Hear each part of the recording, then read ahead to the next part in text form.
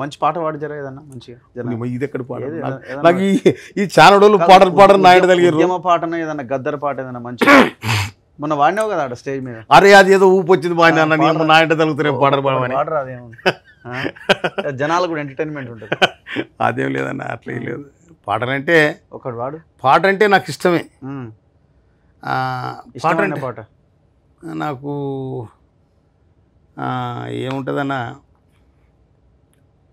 దచ్చన్న దారిలో దచ్చన్న దారిలో నీ దారి నా దారి పొరు దారేరో దచ్చన్న దారిలో దచ్చన్న దారిలో దచ్చన్న దారిలో అద్దాల మెడగట్టి ఆకులల్ల వంతివో దచ్చన్న దారిలో దచ్చన్న దారిలో దచ్చన్న దారిలో పుట్ల కొద్ది పంట తీసి పూటకు జస్తీవిరో దచ్చన్న దారిలో నరన్న నారరో నారన్న నారరా నరారి నారాయణ పాడేదా అప్పుడు? లేదు రఘు, నాకు గద్దరన్న పాట అంటే ఇష్టం. ఓకే. ఎందుకంటే గద్దరన్న పాటల ఒక న్యాయం ఉంటుంది, గద్దరన్న పాటల ఒక సామాజిక స్పృహ ఉంటుంది, గద్దరన్న పాటల జెండర్ ఉంటుంది, అవును, గద్దరన్న పాటల తిరుగుబాటు ఉంటుంది, న్యాయం కోసం పోరాడు ఉంటుంది.